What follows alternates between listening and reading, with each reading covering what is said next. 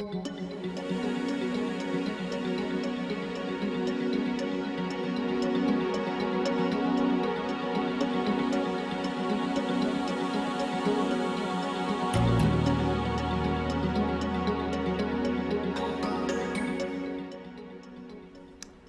I'm Alderman Will Burns, and welcome to Fourth Ward Headlines. With us today is my good friend Chris Harris, the pastor of Bright Star Community Church, also the CEO of Bright Star Community Outreach, and the chairman of the Bronzeville Community Action Council. You wear a lot of hats in our ward. You're also the leader of our clergy committee in the Fourth Ward. That's right. So you have a lot of ground to cover in the ward, and I thank you for joining us today. Well, thanks for allowing me to be here with you, Alderman. So, Pastor Harris, tell us a little bit about Bright Star and how long you've been there. And we were talking a little bit about the church off camera, but That's right. Why don't you fill in our viewers? Well, Bright Star was founded by Dr. James Stovall, and the church is 54 years old now. And I've been the pastor there for the last 12 years. And when the Lord called me to preach, of course, my background was in singing. I was traveling the world, 22 countries, 22 world tours, and then the Lord rung my bell and said, now it's time for you to serve. And when I became the pastor, we had about 50 members, 50 active members. Wow. During that time. And that's the Easter Sunday 50, you know. And so now, 12 years later, we've grown to have more than 1,250 members on the roll, but about 750 that are active members. And Sure. so we're having a tremendous amount of growth, and we're grateful to be in the Fourth Ward. Well, we're grateful to have you as well. Glad to be here. So, you're one of those churches that really does open your doors up to the community and are really actively engaged in the community. Can you talk a little bit about some of your activities that your church is particularly known for? Absolutely. I believe in doing ministry based on the Jesus model. You know, Jesus seldom went to church, and whenever he went to church, he caused hell in it. You know, there was always some sort of argument. Wow. You know, but it was because he was challenging the church to come outside the four walls. And so I firmly believe you cannot do 8-track ministry in an iPad generation.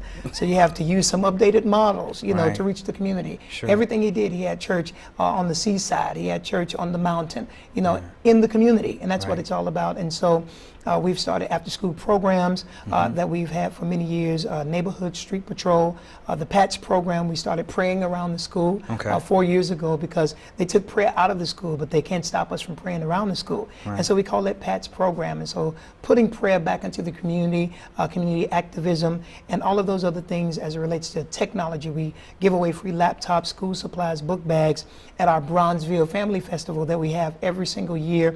And so we just believe that when the church starts to be active in the community, you know, that old saying said, people don't care how much you know until they know how much you care. So that's our way of showing the Bronzeville community in the Fourth Ward that we actually do care. Well, your Bronzeville Family Festival is something to behold. I mean, how many people did you have come out last year? 9,000 people. Right. Yeah, we started that 6 years ago. We had 300 people the first time. It started off as the church picnic, but then the Lord told me to give it to the community. And so when we named it the Bronzeville Community Action Council, the Bronzeville Family Festival, rather, it has grown to 9,000 people. Free food, free book bags, free health immunizations, free concert, everything. Well, I felt like I was down at Grant Park when I came by last year. I rode my bike over because I don't live far away from your church. And I got there, I locked the bike up, I'm walking around with my helmet, and somebody's like, well, get in the little car and we'll take you to where you need to go, and pass us over here with the VIPs, and That's right. do you need anything? And, you know, I'll take a hamburger. And folks, it was great food, a great time. It was, you know, and our community really needs that, you know. I think a lot of times people think about, you know, Cottage Grove, and they think about Drexel, and they think about, you know, some of the issues we've had with violence. They think about the vacant lots and the need for development.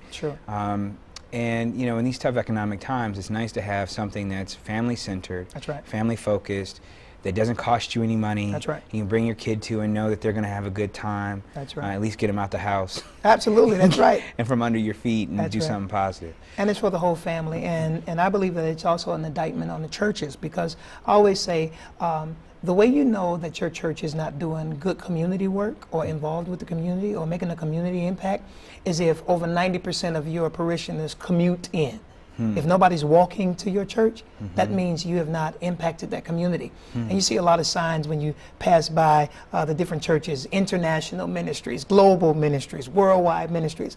How can you be all of that when the people on your block don't even know you exist?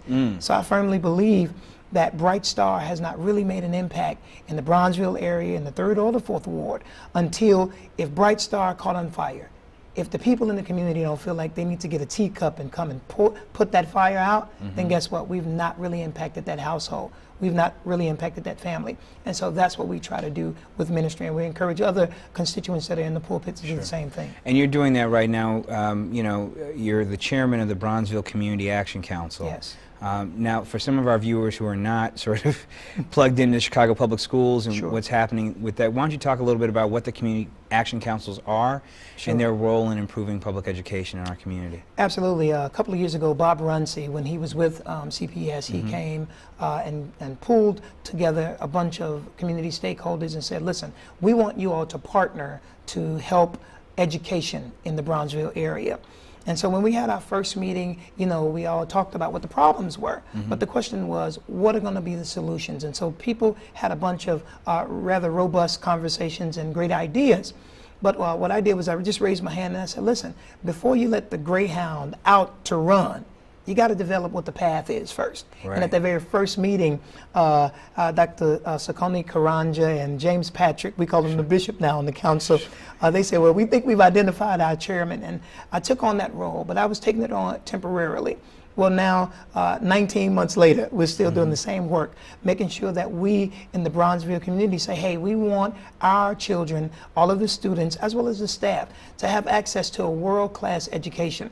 And through the Bronzeville Community Action Council, we meet every second Monday of the month, from 6 o'clock until 8 o'clock p.m. at the Chicago Urban League on 45th in Michigan. And we sit there to meet and come up with great innovative ideas to make sure that we help the teachers, help the principals, help the visionaries, as well as the network chiefs come up with a good vision to make sure that all of our schools have access to great tools and great resources, as well as the children having access to a world-class education. So we look for people to join the Bronzeville CAC in our fight to make sure we say, hey, listen, we're holding you accountable to make sure that our kids are successful in the area of educational enhancement. Well, and I think that's really important given CPS's budget deficit. Yes. They're going to be looking, and the number of kids in Chicago who go to Chicago Public Schools. Sure. So you've had declining enrollment. Sure. You have a budget crisis, and I think that that's what really drives the school actions that have been proposed by the board and enacted by the board this year and in previous years, right? Sure. So the idea is if a school is not fully attended, the problem is not